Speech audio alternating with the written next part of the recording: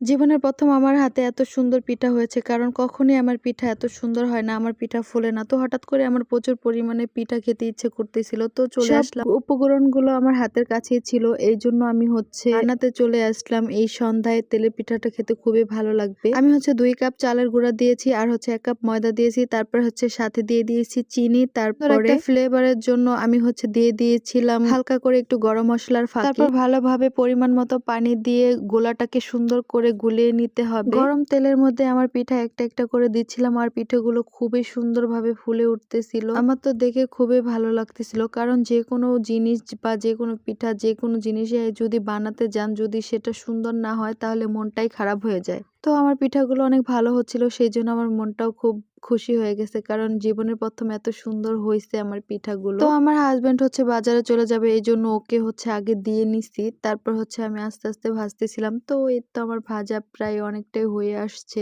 প্রত্যেকটা পিঠাই আমার অনেক সুন্দর হয়েছে, অনেক সুন্দরভাবে ফুলে গেছে। তো এটা আমার লাস্ট পিঠা। তো সুন্দর হয়েছে সবগুলাই। আপনাদেরও যখন আমার মতো এমন হঠাৎ করে পিঠা খেতে ইচ্ছে করবো, তখনই বানিয়ে খেয়ে ফেলবেন। তো এই তো আমার পিঠা বানানো ডান। কেমন হয়েছে অবশ্যই